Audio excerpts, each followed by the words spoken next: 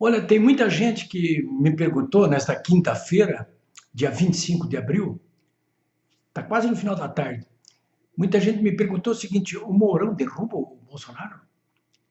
Eu quero falar um pouquinho sobre isso com vocês. Eu tenho até evitado falar sobre isso, mas hoje, nesta quinta-feira, como essa tensão entre o presidente Bolsonaro e o seu vice Mourão está atingindo níveis assim preocupantes, eu diria, né, para dizer o mínimo, eu resolvi conversar com muita gente, pelo telefone, pelo WhatsApp, com deputados federais, com gente do governo, que gente que está no jornalismo lá em Brasília, para tentar confirmar algumas informações e algumas suposições que eu tinha. Né? Não gosto muito de ficar especulando a respeito dessas coisas. Prefiro buscar informações concretas, assim. E o que eu tenho percebido é o seguinte, que essa história aí ela vai acabar da seguinte forma: ou o Bolsonaro enquadra o general Mourão ou derruba o general Mourão. Ou o general Mourão enquadra o Bolsonaro ou derruba o Bolsonaro. Eu participei de um governo aqui do Rio Grande do Sul e há muito tempo atrás, né, eu fui chefe da Casa Civil do governo e no Palácio Piratini lá eu ouvi o governador repetir assim com exaustão o seguinte: eu vou tratar de arranjar uma função para o meu vice, né? Na época o vice era o João Gilberto, que era tucano, era do PSDB, que, aliás, o governador nem precisava arranjar função para ele, preocupado em alimentar tensões. Ele dizia que o vice costuma, se não tem o que fazer, fica conspirando, né? E ele nomeou o João Gilberto secretário de Ciência e Tecnologia, mas o João Gilberto era e é uma moça, entre aspas, assim, de finíssimo trato. Se tem uma coisa que ele não faria, seria conspirar contra o governador. Mas já teve vices aqui no Rio Grande do Sul que conspiraram, sim, com o governador. Eu quero colocar alguns elementos aqui para vocês, para que vocês cheguem a algumas conclusões por si mesmos. A tensão existe. Então, o Mourão tem, desde o início do governo, falado um pouco acima do que devia, tem falado coisas que ele não devia, e com isso provocou a reação não direta do presidente. Porque aí sim, nós estaríamos diante de uma crise política sem precedentes. Né? Mas o clã Bolsonaro está falando aí. E ninguém vai imaginar que o Carlos Bolsonaro, que é vereador do Rio, que é quem maneja mais as redes sociais, esteja falando as coisas que está falando e criticando o vice Mourão por conta própria. Né? Ontem mesmo ele recebeu o apoio do irmão, que é deputado federal, que é o Eduardo Bolsonaro. Então ele sabe muito bem o que estão fazendo. Né? E o Bolsonaro não está gostando mesmo. Né? Ele não faz segredo lá na intimidade a respeito das restrições que está tendo em relação à movimentação do seu vice, do general Mourão. Mas eu quero recapitular para vocês aqui alguns incidentes aí que ocorreram na história desde a redemocratização, quando terminou a ditadura Vargas, em 45. Né? Então, o presidente seguinte foi o Eurico Gaspar Dutra, que foi eleito diretamente. Como ele foi eleito no âmbito da Constituição de 37, e a Constituição de 37 não previa a figura de vice-presidente, então ele não tinha vice-presidente. Ninguém conspirou contra ele, portanto. Ele ficou os 4 anos de mandato, né? Mas em seguida foi eleito o Getúlio, já com uma nova Constituição, que previa a figura de vice, mas previa que o presidente e o vice poderiam ser eleitos por partidos diferentes, não precisa ter da mesma chapa, não, como é agora. Então, o vice dele foi o Café Filho, o Potiguar Café Filho, do Getúlio. E o Café Filho, que era da UDN, e, portanto, adversário do presidente, que era do PTB, passou o tempo todo conspirando até que virou presidente. O Getúlio se matou e ele assumiu a presidência. Não foi derrubado em seguida. Isso é outra história. Bom, depois dele, quem é que veio? Veio o Juscelino Kubitschek. Quem foi o vice dele? O vice eleito foi o Jango também, do PTB.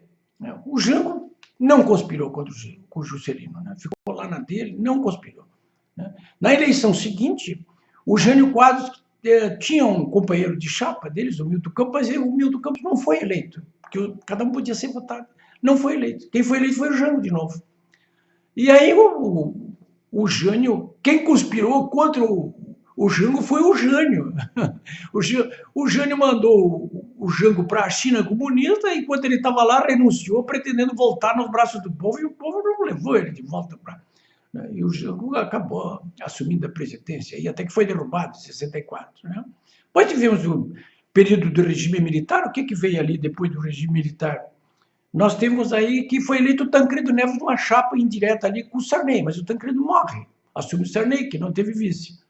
Depois dele, vence a eleição o Fernando Collor, que tinha como vice o Itamar, que no finalzinho conspirou contra o Collor, né? E o Collor foi derrubado, mas não foi por causa do Itamar, é que ele ia ser derrubado mesmo, que é por corrupção.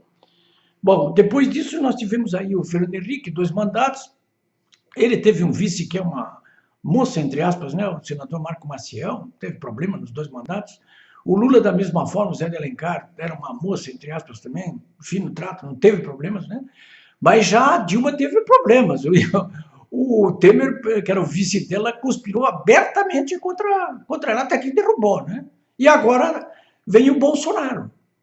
Quem é o vice do Bolsonaro? O general Mourão, vocês sabem disso, é sobre isso que estou falando aqui.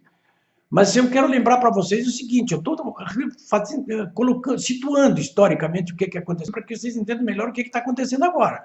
Quer dizer, o Bolsonaro, durante a campanha eleitoral, ninguém acreditava na vitória dele. Eu acho que nem ele, no início, não acreditava. Quer dizer, ele tentou um vice, o Magno Malta, que era senador, que não acreditava na vitória, não quis ser candidato a senador de novo, perdeu até.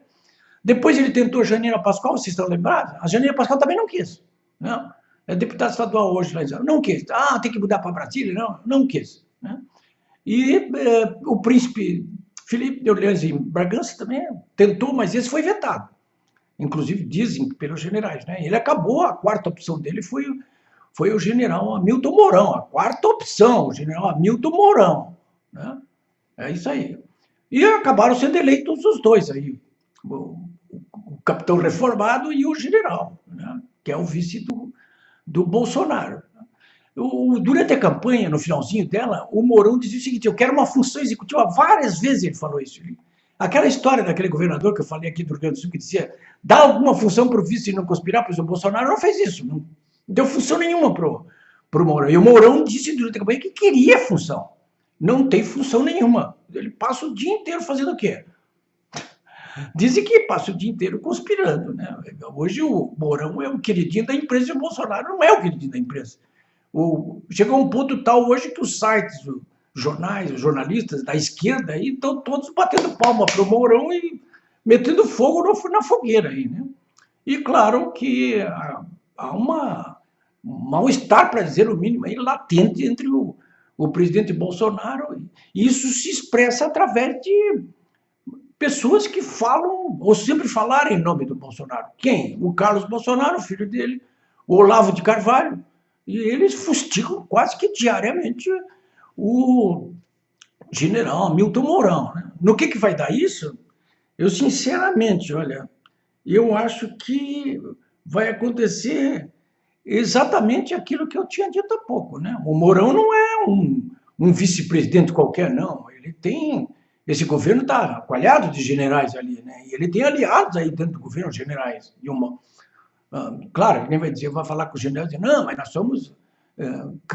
somos leais ao presidente. Sim, eu acho que são mesmo leais ao presidente, mas são o general, se entende com o general, né? Então, e além disso, lá dentro do palácio mesmo, da Alvorada, o próprio general Mourão tem problemas ali com o próprio ministro-chefe da Casa Civil, Onyx Lorenzoni, né? Brigaram com ele, eles brigaram durante a campanha eleitoral, né?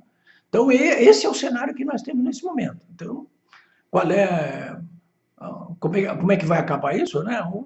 Ou eles se entendem aqui, ou um dos 2 empareda o outro, um dos 2 derruba o outro, né? Nós todos estamos torcendo aqui para que se entendam, né? Porque é para o bem do próprio governo, das consignas que esse governo defende, que nós defendemos também nas ruas, né? E para o próprio bem do Brasil, né? Porque isso aí é uma crise política dessas dimensões aí, não parece que não interessa a ninguém, né? É isso aí que eu tinha para falar para vocês hoje sobre esse caso aí. Não vou meter mais lenha na fogueira do que já tem.